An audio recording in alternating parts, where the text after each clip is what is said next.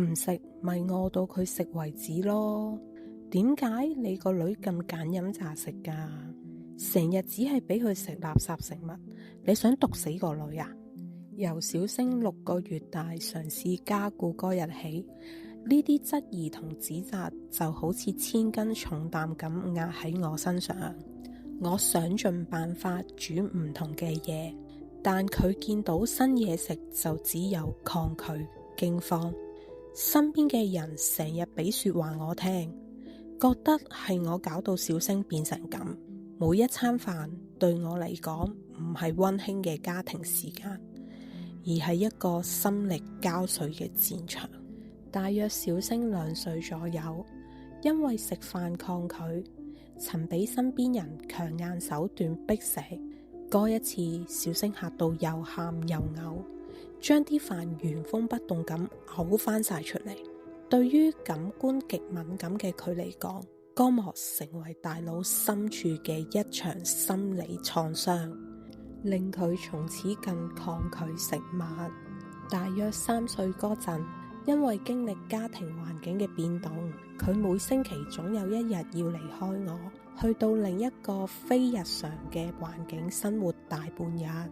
每一次喺嗰個唔夠安全感嘅空間裏面，佢都幾乎唔點食嘢，問佢都搖搖頭，話唔肚餓。但神奇嘅係，每一次接佢，一見到我，佢就即刻好似餓鬼投胎咁瘋狂暴食。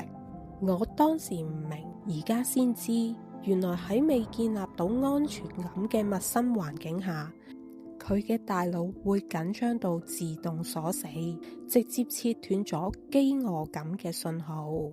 後來返幼稚園，雖然有過短暫嘅奇蹟，喺學校社交面具嘅保護下，佢願意嘗試少少新食物，但隨之而嚟嘅疫情停課，將好不容易建立嘅勇敢打破，令到佢退回到最安全嘅角落。直到今日上小學，小星嘅餐桌上，蔬菜、肉類、鮮魚、生果等等徹底絕跡。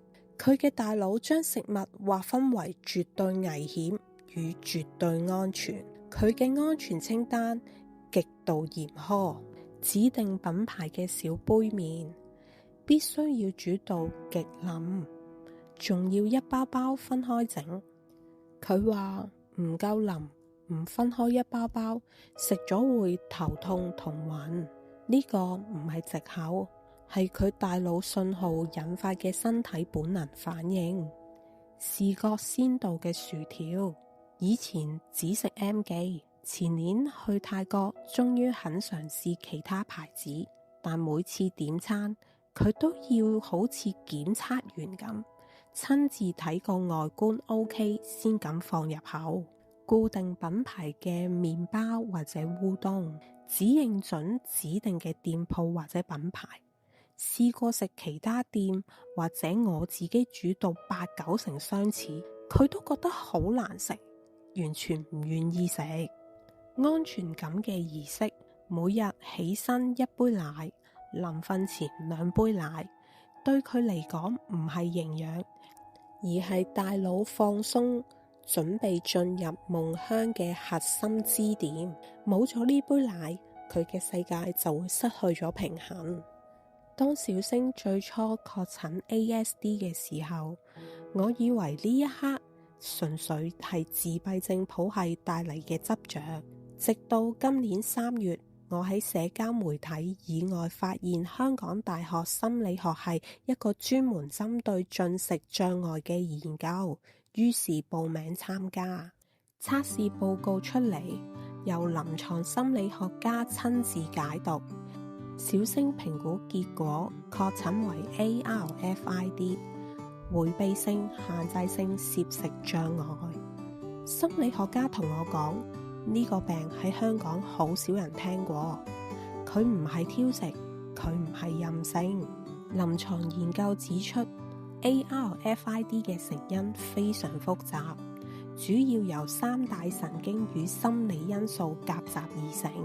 1、感官過敏，佢哋嘅大腦對食物嘅顏色好似小星咁，只接受黃色、白色、米色，甚至乎質地、氣味有極強烈嘅防禦機制。遇上唔符合設定嘅食物，大腦會誤以為嗰啲係毒藥，而拉起警報。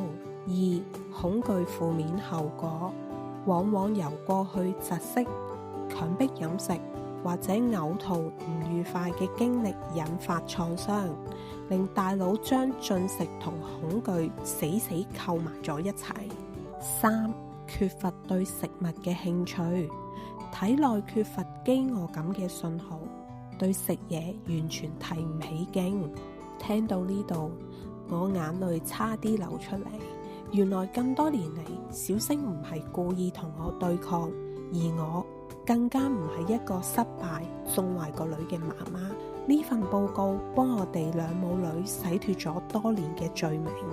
心理學家亦話我知 ARFID 絕對唔係依靠打鬧或者強迫就解決到，佢需要一個跨專業醫療團隊共同介入處理嘅。一、兒科及精神科醫生全面監測身體發育與體重嘅指標。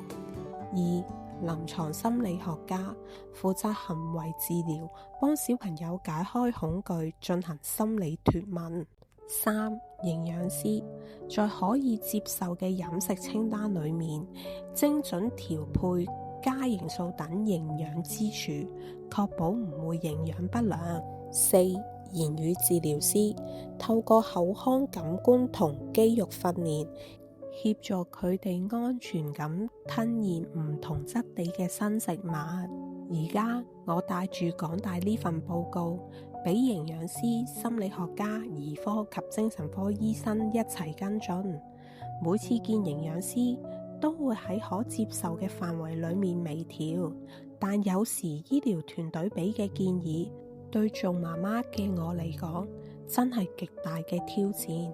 面對呢啲隨時引發家庭大地震嘅要求，我選擇做一個有智慧嘅家長。我知道小星喺最安全嘅媽媽面前，防線係最硬嘅，所以我做咗一個勇敢嘅決定，將挑戰擺咗喺學校午餐時間，全權交俾班主任去幫小星。因為 ARFID 嘅小朋友喺學校往往會戴上社交面具，為咗遵守規則，佢哋喺班裏面反而變得更勇敢。呢幾年返學，如果遇到午餐唔合心意，佢雖然會乖乖地食幾啖，但好快就會話飽。但放學一返到屋企，喺最熟悉嘅小森林入邊，佢又會即刻放鬆晒，開始勁食。面對 ARFID 嘅孩子，硬碰硬只會換嚟更多嘅抗拒。既然我知道佢只有喺媽媽面前防線最硬，我就學會放手同借力。呢招借力打力，既保護咗我同小星嘅親子關係，又幫佢推開咗嘗試新食物嘅大門。喺睇落被限制填滿嘅日常裏面，藏住一個媽媽無微不至嘅觀察，亦都藏住一個小女孩用自己嘅方式努力喺不息嘅感官世界中長大。我哋嘅進展雖然係以毫米計算，但正如小星最近終於嘗試新嘅食物一樣，只要做父母嘅唔放棄去理解，微細嘅改變總會喺愛同內心中悄悄發生。唔知大家屋企嘅小朋友又有冇經歷過餐桌上嘅世界大戰？你又有聽過 ARFID 呢個名詞嗎？歡迎喺留言區同我分享你哋嘅故事。我哋下集小森林見。